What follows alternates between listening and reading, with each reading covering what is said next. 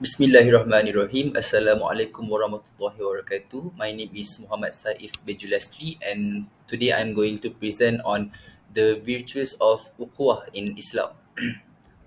So a bit of introduction to ukhuwah. Ukhuwah is the Arabic word for brotherhood, which emphasizes on the importance of unity, compassion, and mutual support in society. The concept of ukhuwah is rooted in Islamic ethics and signifies the virtues of brotherhood and unity among Muslims. So, ukhuwah or brotherhood is a bond based on faith and unity. It also encourages Muslims to stand together as a united community, regardless of their differences, for the sake of Allah. Mutual respect. Ukhuwah emphasizes showing respect and courtesy to fellow Muslim, regardless of their age, gender, or background. Cooperation and solidarity. Ukhuwah teaches that Muslims should feel a sense of solidarity and responsibility towards one another, working collectively for the greater good. Kindness and compassion.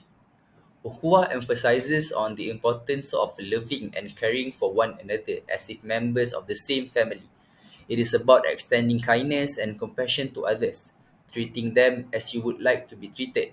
It fosters unity and love within communities. Honest and sincerity. Ukhuwah is built on honest and sincerity as trust is earned through transparency, truthfulness, and authenticity.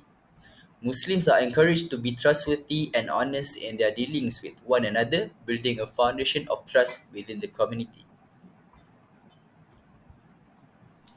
As a conclusion, Allah said in Surah Al Imran, hold firmly to the rope of Allah all together and do not become divided.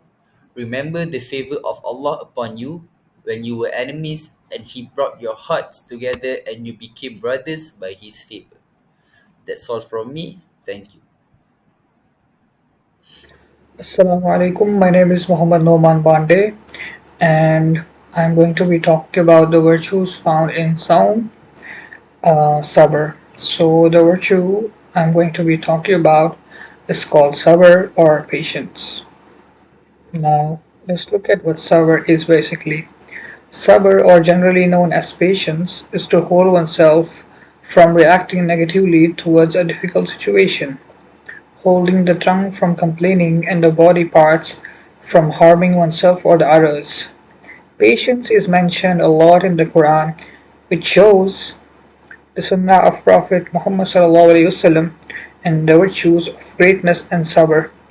In the Arabic language, sabr or patience means to confine or contain, which means to contain yourself or confine yourself from reacting when you are angry, perhaps at someone or something.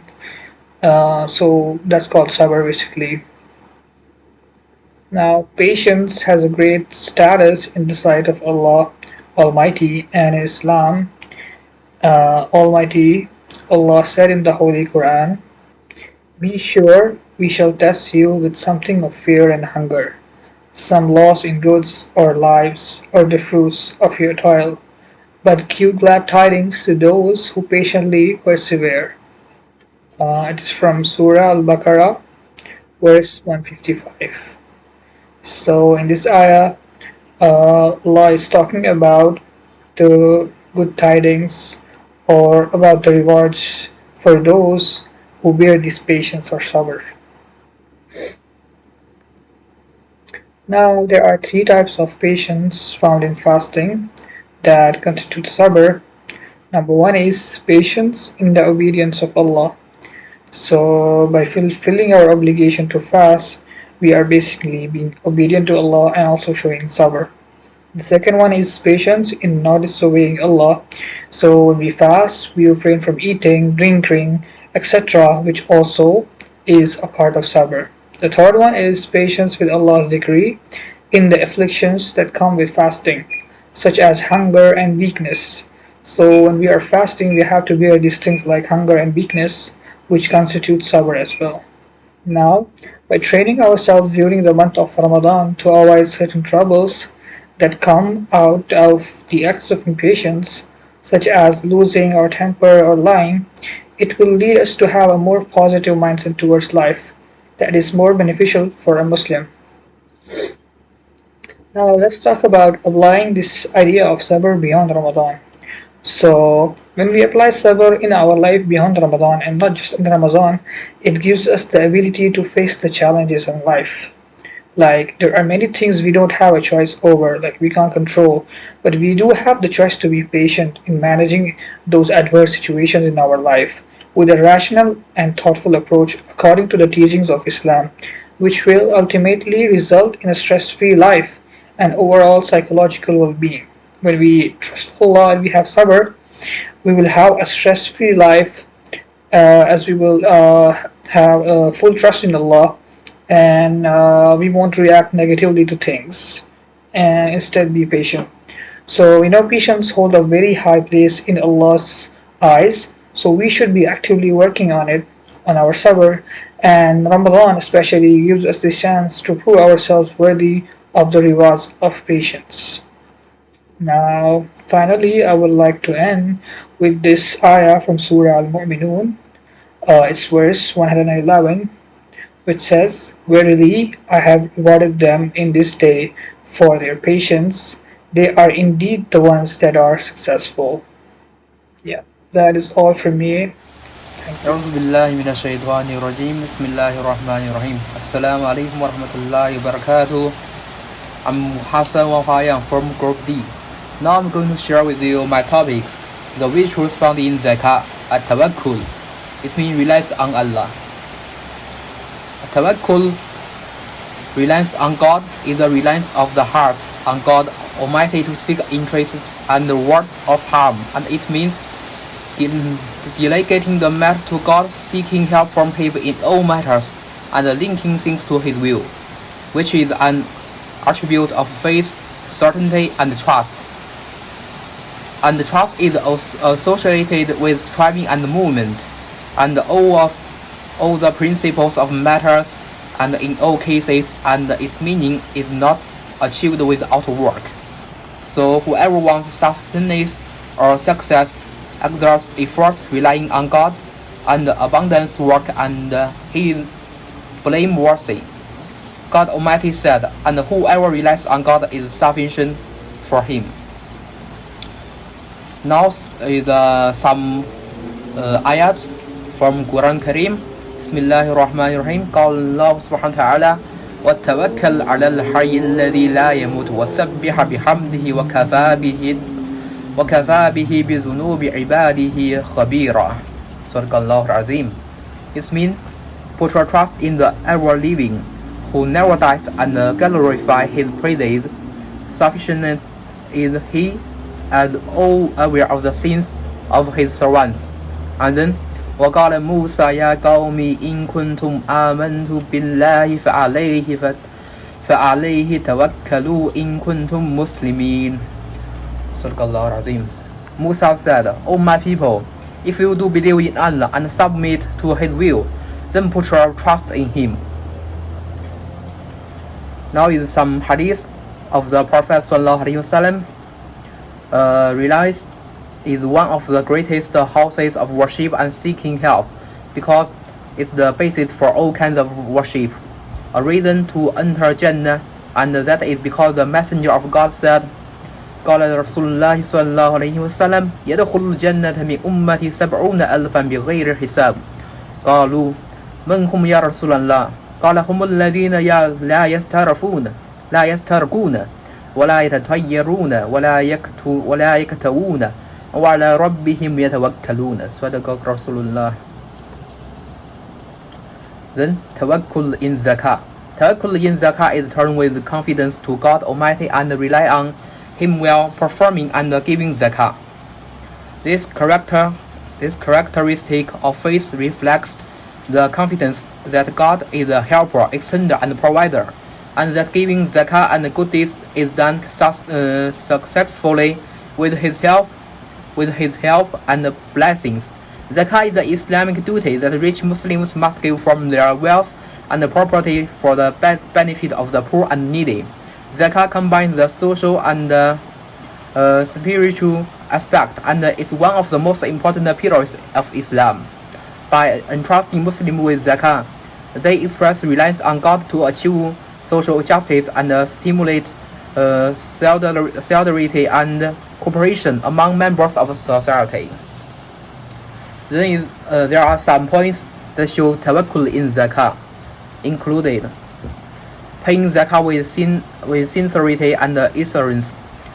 Tawakkul in zakah is shown by the Muslims' reliance on God while presenting the specified amount of zakah with sincerity and sincerity.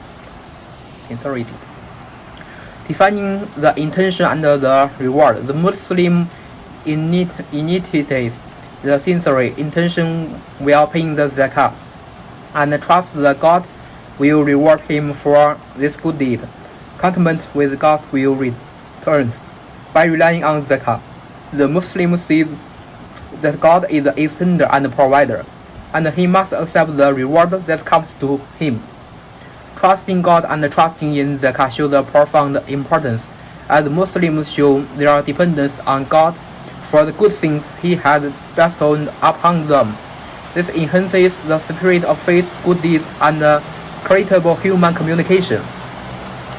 Last is the right way to tawakkul. قال الله سبحانه وتعالى ومن يتوكل على الله فهو حسبه.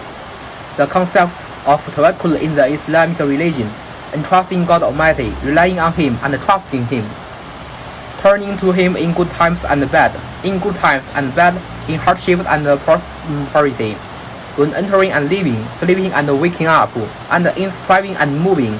It is seeking the help of God and authorizing Him to judge matters, and reliance is not reliance. And in the conversation and trust is associated with seeking and movement, and when the principles of matters and in all cases its meaning is not achieved without work. So whoever desires sustenance or success exerts effort relying on God, and abandons work relying on it, and is reprehensible. That's all from me. Thank you. Assalamu alaikum. My name is Ibrahim. I will talk about the virtues found in fasting. بسم الله الرحمن الرحيم يا أيها الذين آمنوا كتب عليكم الصيام كما كتب على الذين من قبلكم لعلكم تتقون, which means you who believe observing fasting is prescribed for you, as it was prescribed for those before you, that you may become al-mutaqawwa. As we all know, the ninth month of the Islamic calendar, Ramadan, is a great festive, auspicious, and honorable month, because Allah revealed the Quran to Muslims in this month, and encouraged the people to do good deeds and stay away from evil, just for the kindness of mankind. So, what is Ramadan? Ramadan is an emotion and attitude that generally refers to feeling and concern for others in difficult pains and all misfortunes, as well as a willingness to provide assistance, support, or comfort, motivated by sympathy and sympathy. At the heart of compassion is empathy for the suffering of others and the desire to help alleviate that suffering. Ramadan is often associated with values such as tolerance, kindness, and compassion. Considered an important feature in many religions and philosophical system, such as Islamic friendliness. In Arabic language, Ramadan is a creation of Islamic morals, an attribute necessary for the law of Islam and for his messenger Muhammad SAW, and it's also one of the attributes of the Creator, the Almighty, and God derived from the name of the Most Merciful. Allah Ta'ala say, Bismillahir Rahmanir Rahim, وَمَا أَرْسَلْنَاكَ إِلَّا رَحْمَةً لِلْعَالَمِينَ, which means, and we have not seen you, Muhammad, except as a mercy to the world. Rahmah, or friendliness and Ramadan. Friendliness during Ramadan refers to the attitude and behavior of being kind, considerate, and compassionate towards others during the Islamic months of Ramadan. Ramadan is not a time of fasting from dawn until sunset, but also a time for spiritual reflection, self-improve, and acts of kindness. During Ramadan, Muslim focus on relationship with God and energy, energy in acts of worship, such as prayers, recitation of the Quran, and giving to charity. Additionally, showing kindness, patience, and friendliness towards others is a highly emphasis during these months. Acts of friendliness during Ramadan, such as greeting. Muslims often greet each other with Ramadan Barak or Ramadan Kareem to experience good wishes for the month. Second, sharing. Sharing food, especially before the fasting begins at dawn, is a common act of friendliness. During Ramadan, it's customary for Muslims to share a meal with family, friends, or neighborhoods. Uh, Third, charity, giving to those in need is a central aspect of Ramadan. Muslims are encouraged to uh, na- in a, engage in acts of charity and help those who are less fortunate. Acts of friendliness during Ramadan. Patience and tolerance. Fasting requires patience and self-discipline. Being patient and understanding with others, especially during times when hunger and thirsty can impact emotions.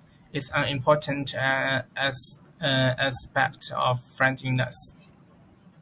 Then, prayer and good wishes. Muslims often pray for the well-being of others during Ramadan and often good wishes for the whole community. Last one, involvement. Engage in community activities such as breaking the first iftar with others at the mosque or participating in communal prayers. sense of the unity and friendliness. Conclusion: in a sense, the severity of friendliness during Ramadan extends beyond just being polite. It involves actively showing empathy, generosity, and compassion towards others as part of the broader goal of spiritual growth and self-improvement during this sacred month.